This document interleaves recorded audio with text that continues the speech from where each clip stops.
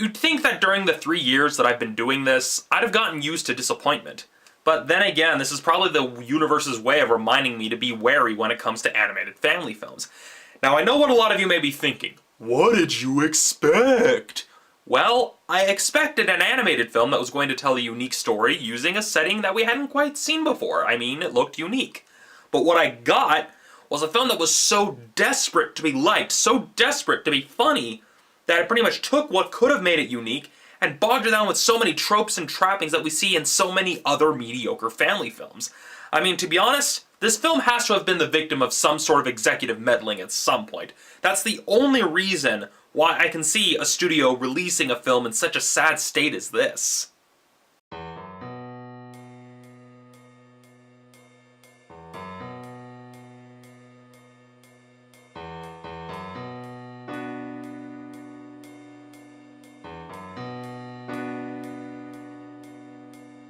I was actually excited for this film going in. The visual aesthetic looked really nice, and while the story appeared to be cliche on the surface, I figured, okay, Fox is taking a calculated risk, taking a unique idea, unique visual style, and just telling a story that average audiences could probably relate to using this new artistic style. I figured, okay, well, they're taking a calculated risk, so it should probably not be that bad. And while the film delivered on the eye candy, the story just kept getting worse and worse and worse as it went on. It's filled to the brim with a lot of forced musical numbers that use pre-existing songs, kind of in the style of Moulin Rouge, specifically the Baz Luhrmann version.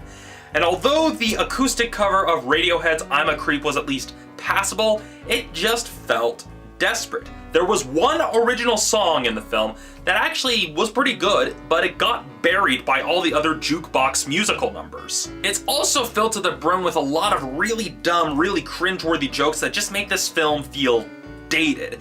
During the first act, it wasn't as bad, but as we go through the second and then ultimately through the third acts, the comedy just kept getting dumber and dumber and dumber, like you were watching an Ice Age sequel, except they didn't have Ray Romano or Dennis Leary. I mean, to give you an idea, it basically made shows like Mucha Lucha look like Animaniacs by comparison. Wow, I am old. It was just so sad to see how desperate the film was to get laughs that you could tell the people making those jokes probably didn't care if those jokes would undermine the story or make the characters come across as idiots or jerks, or in some cases, both. Even the framing device of the film was very telling of how the film was trying to appeal to the lowest common denominator, as you basically have a lot of kids' stereotypes constantly interrupting the story for the sake of more stupid jokes. When it comes to the way the characters were written, some of them were at least decently handled. I mean, Manolo, Maria, even La Muerte and Xibalba were pretty good, but then you have some of the characters that you can tell were written specifically around the actors playing them. Namely in the case of the Candlemaker, played by Ice Cube, and Joaquin, played by Channing Tatum. With Joaquin, they pretty much spent way too much time trying to convince the audience that he's an egotistical jerk, and that wouldn't be a bad thing if the film hadn't already used a good chunk of time explaining how Joaquin, Manolo, and Maria were all friends from childhood, thus making the whole egotistical jerk stuff that he does not make a whole lot of sense. The film also commits kind of the cardinal animated movie sin of trying to force some sort of message or ace-up on the audience at the end of the film, even though the message they're trying to get across has really nothing to do with the story whatsoever.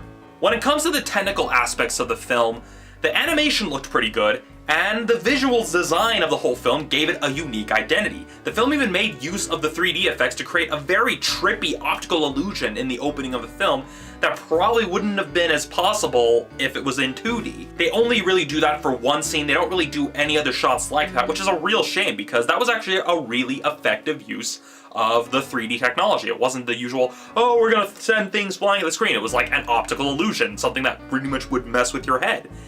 And I guess they probably quit while they were ahead, but it was a real shame that they didn't try any more of the effects like that. As for the voice acting, it was very hit or miss. You had some of the good voice actors like Diego Luna, Zoe Saldana, Kate Del Castillo, and even Ron frickin' Perlman, but then you had the celebrity voices that are just meant to add marquee value like Ice Cube and Channing Tatum. Now, Ice Cube was playing kind of an otherworldly deity, more or less a supporting character, didn't have as much of a large role in the story, so I can kind of let that slide a little bit. But with Channing Tatum's character, his voice was just out of place amongst all the other characters. I mean, yeah, they gave everybody else fairly convincing Spanish accents and Spanish voices, but then you have Channing Tatum's very anglicized sounding voice, and it just didn't work. I'm not saying Channing Tatum needed to go all Cheech Marin and play a completely racist character, man, because the film had enough of those. It was just a case this probably wasn't the best casting choice. You could tell that they figured, oh, let's put in Channing Tatum. He's popular right now, instead of really thinking of whether or not he would have worked for the character. So really, this is more of a poor casting decision more than anything. It's not Channing Tatum's fault. He did an okay job with what he was given. He just didn't seem like a right fit. Overall, this film has a nice visual style, but Pretty Pictures can't hide the fact that it's a mediocre family film with all the tropes and trappings of its mediocre brethren, right down to the forced musical numbers. I really wanted to like this film, I really did, but with how desperate it was to get a laugh, it was just, I couldn't. I mean, it was so sad how it was trying to be funny, trying to appeal to everyone with all the stupid jokes and one-liners that were shoehorned in without any thought to how it might affect the perception of the characters or even the story as a whole. It was kind of like watching the Red Dwarf US pilot. The real sad thing, now that I think about it, is that if this film tanks, studios are going to point to this film and saying, see, people don't want other cultures in their animated movies. Let's just keep making the same homogenized sequels we've been shoveling into theaters for years, even though they were the ones who screwed up the film in the first place.